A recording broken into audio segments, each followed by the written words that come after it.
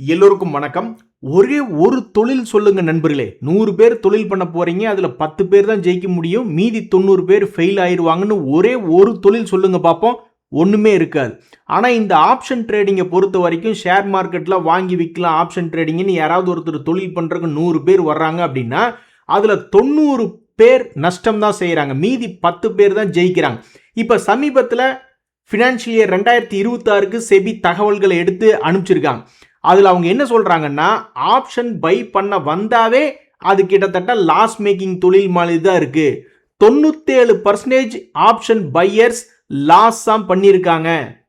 அதுவே நீங்கள் ஆப்ஷன் செல்லர்ஸை கணக்கு எடுத்துட்டீங்கன்னா 100 பேர் ஆப்ஷன் செல் பண்ண வர்றாங்க அப்படின்னா அதில் 44% தான் லாஸ் ஆகுறாங்க.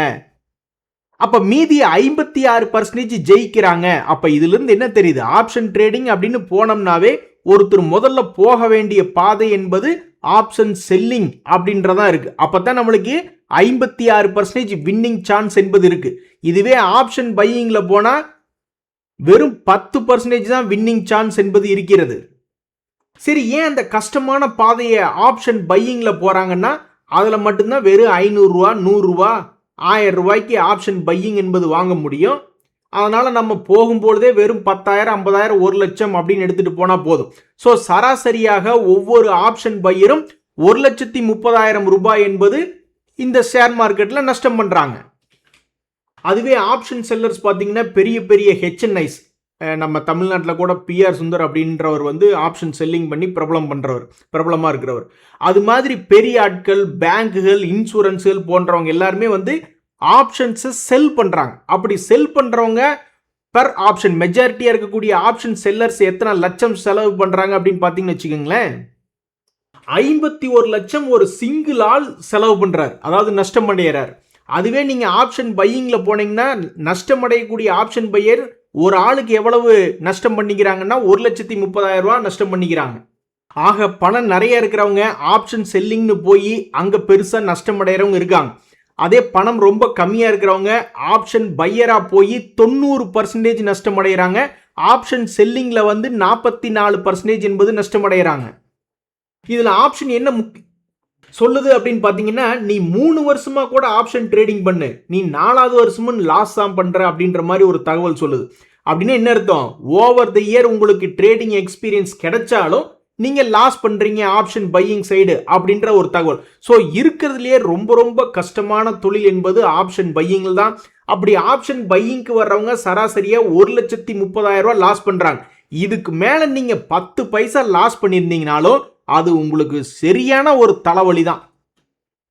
தயவுசெய்து இன்னையோட ஆப்ஷன் ட்ரேடிங் நிறுத்திக்கிங்க அப்படின்றத இந்த தகவல் சொல்லுது. ஏன்னா 3 வருஷமா லாஸ் பண்ணவன் 4வது வருஷம்னாலையும் லாபத்துக்கு திரும்ப முடியல இந்த ஆப்ஷன் பையிங்ல. ஆக மொத்தம் 97% ஆப்ஷன் பையரா வந்தவங்க நஷ்டம் தான் பண்ணியிருக்காங்க. இனிமேலும் தொடர்ந்து போய் அடுத்தவங்களுக்காக காசை கொடுக்காதீங்க நண்பர்களே. ஸோ ஆப்ஷன் ட்ரேடிங்ல 2, பையிங் பண்றது, செல்லிங் பண்றது. அதுல செல்லிங் பண்றவங்களுக்கு தான் 56% வின்னிங் ரேட் என்பது இருக்கு. நீங்க பை பண்ண போனீங்கன்னா 500 ரூபாய் 1000 ரூபாய்க்கு கூட நீங்க பை பண்ணலாம். ஆனா அந்த பணம் கும்பாதான் அப்படின்றதா இந்த 97% நஷ்டம் என்பதற்கு உண்டான அடையாளம். ஸோ நான்லாம் ஆப்ஷன் ட்ரேடிங்னு போனேன்னா ஒரு செல்லராக போவனே ஒழிஞ்சு ஒரு பையராக போக மாட்டான். ஏன்னா அவங்க தான் தெளிவாக சொல்கிறாங்களே, 56% ஜெயிக்கிறதுக்கு ஆப்ஷன் செல்லிங் சைடு சான்சஸ் இருக்கு. ஆனால் ஒரு ஆப்ஷன் பையராக போனோம்னா 97% அது கும்பாதா அப்படின்றது.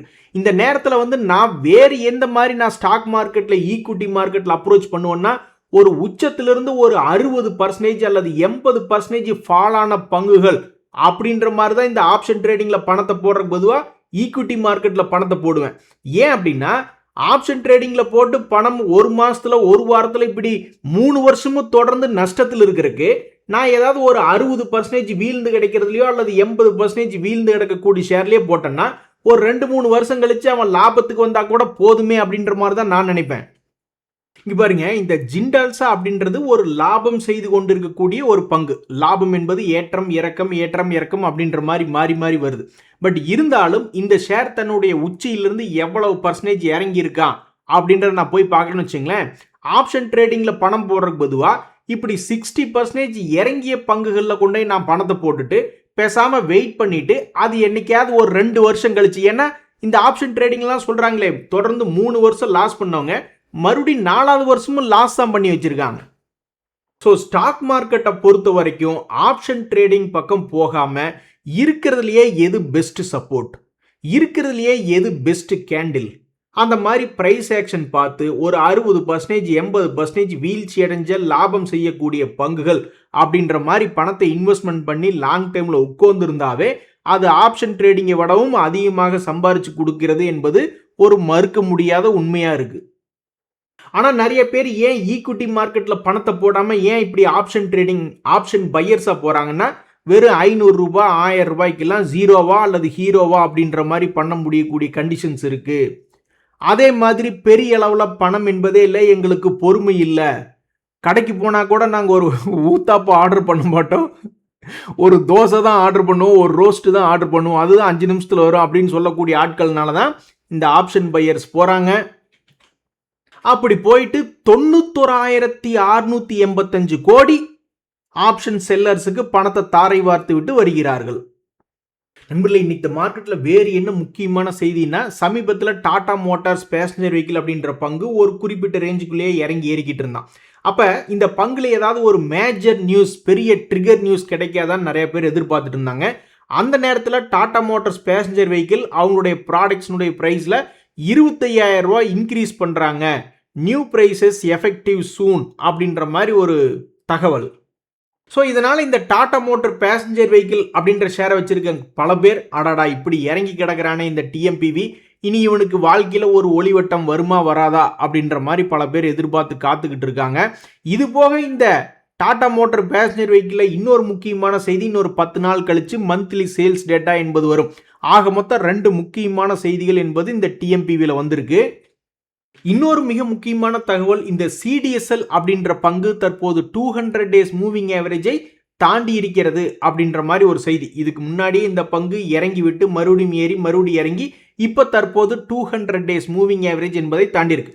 அப்போ நிறைய பேர்த்துக்கு என்ன ஒரு கேள்வினா, ஒரு முன்னணி ஷேராக இருக்கக்கூடிய இந்த சிடிஎஸ்எல் எத்தனை பர்சன்டேஜ் இறங்குச்சு, ஒரு 60% இறங்கிட்டு திரும்பினானா அல்லது மிகவும் மோசமாக 80% பக்கம் இறங்கிட்டு திரும்பினானா, எவ்வளவு தூரம் இறங்கி விட்டு திரும்பியது அப்படின்ற கணக்கு பார்த்தோம்னா ஆல்மோஸ்ட் 46%. ஏப்பா உனக்கு என்ன என்னை பார்த்தா அப்படியா தெரியுது, நாங்கள்லாம் 60% 80% இறங்கிட்டு திரும்புகிற மாதிரியே தெரியுது, 46லேயே திரும்பணும் ஏன் நாங்கள்லாம் அப்படின்ற மாதிரி இந்த ஷேர் சிடிஎஸ்எல் 46%லேயே 2 முறை திரும்பியுள்ளது. இன்றைய தேதியில் 200 டேஸ் மூவிங் ஆவரேஜ் அப்படின்றத இந்த சிடிஎஸ்எல் தாண்டி இருக்கிறதுனால தலைக்கு தில்லு பார்த்தியா அப்படின்ற மாதிரி தொடர்ந்து ஏறுமா இல்லையா அப்படின்னு பார்க்கறதுக்கு இந்த ஷேர் ஹோல்டர்ஸ் ரெடியாக இருக்காங்க. ஏப்பா ஆளுக்கு ஒரு பக்கம் இழுத்தா தேர் எப்படியா முன்னாடி போகும் அப்படின்ற மாதிரி நம்ம வச்சிருக்கக்கூடிய அனைத்து பங்குகளுமே 200 டேஸ் மூவிங் ஆவரேஜுக்கு மேலே இருந்து அப்படியே மார்க்கெட் மேலே போய்கிட்டு இருந்தா அதில் ஒரு மகிழ்ச்சி என்பது வரும். எந்த பங்குமே 200 டேஸ் மூவிங் ஆவரேஜுக்கு கீழே போயிடக்கூடாது அப்படின்ற மாதிரி தான் நம்ம நினைப்போம்.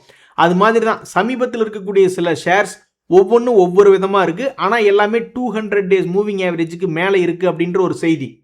ஸோ பிடிஎல் அப்படின்ற ஒரு பங்கு கரெக்டாக 200 டேஸ் மூவிங் ஆவரேஜ் கிட்ட இருக்கா. இது மொட்டிலிருந்து பூவாகி, பூவிலிருந்து காயாகி, கனியாகி நம்ம கையில் உழுகுமா அப்படின்னு பல பேர் பார்த்துக்கிட்டு இருக்காங்க. ஏற்கனவே இது கனியாகவே இல்லை, எல்லாமே அழுகி போன பழம் அப்படின்ற மாதிரி 200 டேஸ் மூவிங் ஆவரேஜை இது பல முறை முயற்சித்து தாண்ட முடியல. இந்த முறை என்னாக போகிறது, கனியாக போகிறதா அல்லது மொட்டிலேயே கருக போகிறதா? ஆனால் இந்த டிக்சன் டெக்னாலஜிஸ் மிகவும் உருப்படியாக ஒரு முறை தான் முயற்சி செஞ்சா, அந்த ஒரு முறையிலேயே இந்த டிக்சன் அப்படின்ற பங்கு 12,000 15,000 என்பது வந்திருக்கிறது. ஸோ எல்லாரும் ஒரே பக்கமாக இழுத்தானு வச்சிங்களேன், கொஞ்சம் மகிழ்ச்சி என்பது வந்து சேரும். இன்னொரு ஷேர் பாருங்க, அதன் பெயர் டேட்டா பேட்டர்ன்ஸ். இந்த ஷேர் பார்த்தீங்களா, எல்லாம் ஒரே சைடு இழுத்துருக்கான். ஒரே சைடு 2,400 ஆரம்பித்து ஒரே பக்கமாக இழுத்து மிகப்பெரிய ஒரு லாபத்தை இழுத்துருக்காங்க. நினச்சிருந்தா கீழே அப்படி சைடில் என்ன டைரக்ஷன் இருக்கோ எல்லா டைரக்ஷன்லையும் இழுத்துருக்கலாம்ல, அப்படி இழுக்கல. இந்த ஷேரை உருப்படியாக 200 டேஸ் மூவிங் ஆவரேஜுக்கு மேலே உருப்படியாக மேலே இழுத்துட்டு வந்திருக்காங்க. ஆக மொத்தம் நம்ம வச்சிருக்கக்கூடிய பங்குகளையும் உருப்படியாக அப்படியே மேல் நோக்கி இழுத்துட்டு வந்தாங்கன்னா தான் நம்மளுக்கு ஏதாவது ஒரு பிரயோஜனம். ஒரு ஜென்டில்மேனை பார்த்து கேட்குற கேள்வியா இது? போ எல்லாம் எங்களுக்கு தெரியும் போ அப்படின்ற மாதிரி இந்த பேடிஎம் என்ற பங்கு தன்னுடைய லோலிருந்து 350% என்பது ஏறிய ஒரு பங்கு. ஆனாலும் சார் நீங்கள் எப்போ ஆல் டைம் ஹை கட் பண்ணுவீங்க அப்படின்னு நம்ம அதை பார்த்து கேட்டுக்கிட்டு இருக்கோம். ஒரு ஜென்டில்மேனை பார்த்து கேட்குற கேள்வியா, இவ்வளோ தூரம் ஏறி வந்த எங்களுக்கு ஆல் டைம் ஹை தாண்ட தெரியாதா அப்படின்னா, அதுதாங்க எங்கள் டவுட்டு. ஆல் டைம் ஹை தாண்டுவீங்களா இல்லையா? ஸோ இந்த பேடிஎம் ஷேரை ஐபிஓலேருந்து தொடர்ந்து வச்சுட்டு இருக்கிறவங்களுக்கு ஒன்றும் பெரிய வருமானம் என்பது இல்லை. ஸோ இது எப்போ ஆல் டைம் ஹை தாண்டும் அப்படின்னு இந்த பேடிஎம் ஷேர் வச்சுருக்கிறவங்க தொடர்ந்து பார்த்துக்கிட்டு இருக்காங்க. அதுக்கு உண்டான நாள் என்பது இப்போ வரைக்கும் நடக்கல மார்க்கெட்டில். இந்த வெல்ஸ்பன் கார்ப் அப்படின்ற பங்கு ஏற்கனவே உச்சத்திலிருந்து ஷேர் ஹோல்டர்ஸுக்கு சந்தோஷத்தை வாரி கொடுத்து கொண்டிருக்கிறது. இந்த நேரத்தில் அவங்க ஒரு நியூஸ் ஒன்று விட்டுருக்காங்க, பிஸ்னஸ் அப்டேட்டு. அப்பா தீப்பொறி ஆறுமுகண்டா நீ அப்படின்ற மாதிரி அவங்க ஒரு குவார்ட்டருக்கே 4000 கோடிக்கு தான் சேல்ஸ் பண்ணுறாங்க. அப்படி இருக்கும்பொழுது அவங்க என்ன ஒரு தகவல்கள் கொடுக்குறாங்க அப்படின்னு பார்த்தோம்னா, லார்ஜஸ்ட் எவர் சிங்கிள் ஆர்டர். இந்த ஆர்டர் யார் பிடிச்சி கொடுத்தாங்கன்னு தெரியல. மார்க்கெட்டிங் டீம் ஆக்சுவலாக ஷோல்டரில் தூக்கி வச்சு அவங்களுடைய சிஓ மால் கொண்டு ஒரு ரவுண்டு போயிட்டு வரணும் காரில். அப்போ அவர் தலை காரோடைய இதில் இடிக்காதான்னு கேட்காதீங்க, ஒரு ஃப்ளோவில் சொல்லிட்டேன். ஆக மொத்தம் 17,200 கோடிக்கு ஒரு ஆர்டர் பிடிச்சிருக்கியே, யாருப்பா நீ? ஸோ இந்த வெல்ஸ்பன் கார்ப் அப்படின்ற ஷேரை வச்சிருக்கிறவங்க ஆல்ரெடி தன் சட்டை காலரை தூக்கி விட்டுருப்பாங்க. ஏன்னா நம்ம பேசிக்கொண்டு இருக்கக்கூடிய இன்றைக்கு கூட இதனுடைய வாழ்நாள் உச்சம் அப்படின்றது ட்ரேட் ஆயிருக்கு.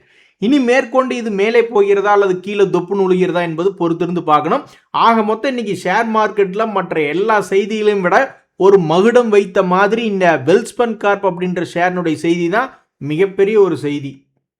நண்பர்களே, சமீபத்தில் பார்த்தீங்கல்ல, சுகர் கம்பெனிஸ் எல்லாம் எகிரிட்டான். அதுக்கு காரணம் எத்தனால் அப்படின்றது பெட்ரோல் அதிகமாக மிக்ஸ் பண்ணுற தேவை இருக்கிறதுனால இவங்க சுகருக்கு போகக்கூடிய எத்தனால் அதெல்லாம் குறைக்க ஆரம்பிச்சிட்டாங்க. அதாவது சுகர் ப்ராடக்ட்ஸை கம்மியாகிறத விட எத்தனாலில் கான்சன்ட்ரேட் பண்ண ஆரம்பிச்சிட்டாங்க. இதனால் என்ன ஆகுது அப்படின்னு பார்த்தீங்கன்னா, சுகர்னுடைய விலை ஏறி போச்சு, டிமாண்ட் இன்க்ரீஸ் ஆகிவிட்டதுனால. இப்போ நம்மளுடைய அரசாங்கம் எப்போவுமே இது மாதிரி அக்ரி ப்ராடக்ட்ஸ் வந்து இறக்குமதி பண்ணும்போது வரி போடுவாங்க. ஏன்னா உள்ளூர் ஃபார்மர்ஸ்க்கு எந்த தொந்தரவும் வரக்கூடாது அப்படின்ட்டு. ஆனால் ஒரு கட்டத்தில் நிலைமை கைமீறி போயிடும். கடைசியில் கன்சியூமர்ஸுக்கு வந்து விலை ரெட்டிப்பாயிருது அல்லது ரொம்பவுமே அதிகமாயிருச்சுன்னா அப்போ அது இதை விட பெரிய தலைவலி. அதனால் வந்து ஓகே, சுகரை வந்து டியூட்டி ஃப்ரீயாக நீங்கள் இம்போர்ட் பண்ணிக்கலாம் அப்படின்ற ஒரு தகவல். ஸோ இந்த ஒரு தகவலை ஒட்டி நம்மளுடைய சுகர் செக்டர் கம்பெனிஸ் எல்லாம் குறிப்பாக சமீபத்தில் ஏறிக்கொண்டே வந்துட்டு இருந்த இந்த பல்ராம்பூர் சின்னி மில்ஸ் கிட்டத்தட்ட ஒரு மாதத்தில் மட்டுமே 17% என்பது ஏறி இருக்கிறது. 6 மாதத்தில் பார்க்கும் பொழுது 55%, 1 லட்ச ரூபாயை 1.5 லட்ச ரூபாயா பண்ணி விட்டுருச்சிருச்சு 6 மாதத்தில். ஆனால் இன்றைய தேதியில் பாவம் அது வந்து 5% இறங்கி ட்ரேட் ஆகிட்டு இருக்கிறதுக்கு இதுதான் காரணம். சொல்லடிப்பட்ட எங்கள் சிங்கம் ஸ்விக்கி ஷேர் இனி என்ன ஆக போகுது என்பது பொறுத்திருந்து தான் பார்க்கணும். அதாவது என்ன செய்தி அப்படின்னு பார்த்தீங்கன்னா, இந்த ஸ்விக்கி ஷேர் என்பது இன்னைக்கு 1% ஏறி ட்ரேட் ஆகிட்டு இருக்கு. இதில் சமீபத்தில் ஜெஃப்ரீஸ் வந்து இந்த பங்கு வந்து திரும்புமா, மேலே ஏறுமா அப்படின்ற மாதிரி அவங்களோட எதிர்பார்ப்பு, அவங்களுடைய ரேட்டிங்கில் இந்த ஸ்விக்கி ஏறுமா ஏறாதான்னு பார்த்துட்டு இருக்காங்க. இந்த செய்தி நேற்றே வந்துச்சு. அதை வச்சுட்டு நேற்று 5% ஏறிய ஸ்விக்கி இன்னைக்கு நெகட்டிவ்ல போயிட்டு மறுபடியும் பாசிட்டிவ்ல ட்ரேட் ஆகி கொண்டிருக்கிறது. ஆக மொத்தம் இந்த பங்குனுடைய ஒரு வருஷ வீழ்ச்சி 35%. ஸோ இப்போ நிறைய பேர் ஆப்ஷன் ட்ரேடிங்கில் வந்து லாஸ் பண்ணிட்டதுனால என்ன நினைப்பாங்க, அடா ஆப்ஷன் ட்ரேடிங்கில் கொண்டு போய் போட்டு பணம் போகிறதுக்கு பேசாமல் ஒரு 60%, 80% ஏதாவது வீழ்ச்சி அடைஞ்ச பங்குல பணத்தை போட்டு ஒருவேளை அவன் லாபம் செய்யக்கூடிய பங்காக மாறி எதிர்காலத்தில் வந்துச்சுன்னா கூட 2-3 வருஷம் டைம் இருக்கே. ஆப்ஷன் ட்ரேடிங்கை பொறுத்த வரைக்கும் 1 வாரமோ 1 மாதம்தான் டைம். அதுக்குள்ளே அந்த கான்ட்ராக்ட் லாபத்துக்கு வந்ததான், இல்லைன்னா அப்புறம் கும்பா அப்படின்ற கண்டிஷன். ஆனால் இது போன்ற ஈக்விட்டிகளை வாங்கும்பொழுது 2 வருஷமோ 20 வருஷமோ அந்த கம்பெனி இருக்கிற வரைக்கும் சான்ஸ் என்பது தான் ஈக்விட்டி ட்ரேடர்ஸை லாபத்துக்கு கொண்டு வரக்கூடிய ஒரே ஆயுதம். ஸோ இப்போதைக்கு லாபத்தில் ரிப்போர்ட் பண்ணாத இந்த ஸ்விக்கி அப்படின்ற ஷேர் எவ்வளவு பர்சன்டேஜ் இறங்கி இருக்குன்னு பார்த்தீங்கன்னா 60% என்பது இறங்கி உள்ளது. இனி இந்த 60% வீழ்ச்சியிலிருந்தே ஏறானா அல்லது இன்னொரு 80%க்கு மேலே வீழ்ச்சிக்கு போயிட்டு அப்புறம் இங்கே திரும்புறானா அப்படின்றது யாருக்கும் தெரியாது. ஆனால் இன்றைய தேதியில் இந்த ஸ்விக்கி அப்படின்ற பங்கினுடைய செய்தி என்னன்னா, ஜெஃப்ரீஸ் அப்படின்ற ஒரு ரேட்டிங் ஏஜென்சி அவங்க என்ன பார்க்குறாங்க, ஒரு புரோக்கரேஜ் அவங்க என்ன பார்க்குறாங்க அப்படின்னா, மேபி இந்த ஸ்விக்கி ஏறுமோ அப்படின்ற மாதிரி அவங்களுடைய ஒரு திங்கிங். ஸோ இந்த குளோபல் புரோக்கரேஜ் ஜெஃப்ரீஸ் புல்லிஷாக இந்த ஸ்விக்கி அப்படின்ற ஷேரை பார்க்கும் பொழுது இனி என்ன ஆகும் அப்படின்னு தெரிஞ்சுக்கிறதுக்கு ரொம்ப ஆர்வமாக இருக்கு. கலா மந்திர்னு ஒரு ஷேர் ஞாபகம் இருக்கு அவங்களுக்கு? நான் மந்திருக்கு மட்டும்தாங்க போகிறது, கலா யாருன்றது எனக்கு தெரியாதுங்க அப்படின்ற மாதிரி பல பேர் வந்து மிகவும் உன்னிப்பாக ஸ்டாக் மார்க்கெட்டில் எப்படி சம்பாதிக்கிறது அப்படின்ற முனைப்போடையே இருப்பாங்க. அப்படி இருக்கக்கூடிய இந்த நேரத்தில் ஒரு முறை கலாமந்திர் அப்படின்ற ஷேர் தன்னுடைய ஷேர் ஹோல்டர்ஸ்க்கு 60% கீழே இறங்கிய பிறகு அதுக்கப்புறம் மறுபடியும் வந்து எவ்வளவு பர்சன்டேஜ் திரும்பி ஏறியது என்று பார்த்தீங்கன்னா 90% ஏறியது. இப்போ மொத்தத்துக்கு பார்க்கும்பொழுது எத்தனை பர்சன்டேஜ் இறங்கி கிடக்குதுன்னா 71% இந்த கலாமந்திர் என்பது இறங்கி கிடக்கு. இது லாபம் செய்யக்கூடிய கம்பெனியா நஷ்டம் செய்யக்கூடிய கம்பெனியா, ஏன் 71% இறங்கி உள்ளது? ஆனா பாவிகளா, என்னையா கொடுமையா இருக்கு. இந்த SSKL சாய் சில்க்ஸ் கலாமந்திர் அப்படின்ற ஒரு ஸ்டாக் வந்து என்ன வியாபாரம் பண்றாங்க அப்படின்னு நீங்க பாத்தீங்கன்னா, ethnic apparel, value fashion products போன்றவைகளை செல் பண்ணிக்கிட்டு இருக்காங்க. ஸோ இப்படி இருக்கும்பொழுது இந்த பங்கு தொடர்ந்து லாபம் செய்யக்கூடிய பங்காகவும் இருக்கு. இது வரைக்கும் ஒரு குவார்ட்டரில் கூட அவன் லாஸ் மேக்கிங் என்பது பண்ணல. இருந்தாலும் ஏன் ஸ்டாக் மார்க்கெட் வந்து இப்படி பாராமுகமாக இந்த பங்கை தொடர்ந்து 71% தன்னுடைய உச்சியிலிருந்து இறக்கி விட்டுச்சு அப்படின்றது தெரியல. ஸோ இப்போ வரைக்கும் இந்த பங்குல என்ன ஒரு செய்தி அப்படின்னு பார்த்தீங்கன்னா, அது வந்து தற்போது வரைக்கும் லாபம் செய்யக்கூடிய பங்கா இருக்கு. சரி, ஏதாவது ஒரு கட்டத்தில் பெருசா இன்ட்ரெஸ்ட் வந்து இந்த பங்குல ஏதாவது வால்யூம் ஆஃப் டிரான்சாக்ஷன்ஸ் ரொம்ப அதிகமாக நடந்திருக்கா அப்படின்ற ஒரு செய்தியை நாம தேடி போகும் பொழுது, எப்பவோ போன வருஷம் நவம்பர் 2025 தான் இந்த பங்கு மேல நிறைய பேர் வந்து சரி ஒரு ஆர்வமா பணம் போட்டு பார்ப்போமே அப்படின்னு வால்யூம் ஆஃப் டிரான்சாக்ஷன்ஸ் என்பது அதிகமாக நடந்திருக்கு. அதுக்கப்புறம் இப்போ வரைக்கும் அதில் ஒன்றும் பெருசாக வால்யூம் என்பது நடக்கல.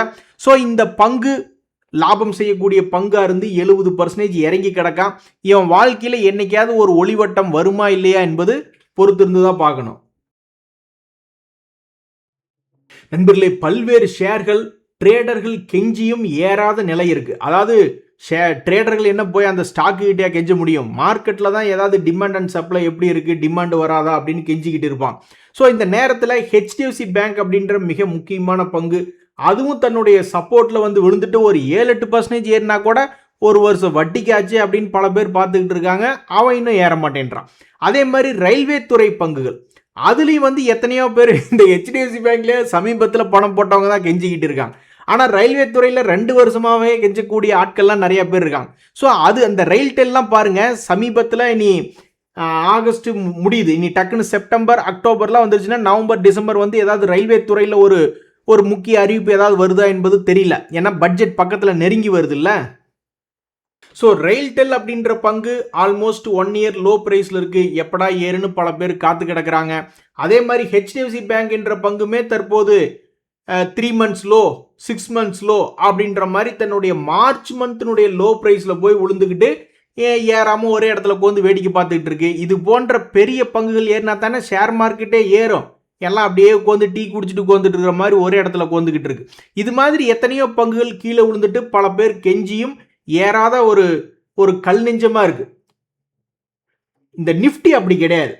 உன்னால ஒரு 200 பாயிண்ட்ஸுக்கு எத்தனை சைபர்னு உனக்கு தெரியுமா அப்படின்னு கேட்டோன்னே பொங்கி எழுந்துட்டான். கேட்ட மறுநாளே 170 பாயிண்ட் ஏறி, மறுபடியும் இன்னொரு நாளைக்கு 30 பாயிண்ட் ஏறி, 200னா 2 சைபர் தானே அப்படின்னு 200 பாயிண்ட் ஏறிய ரோசக்காரன் தான் அந்த நிஃப்டி.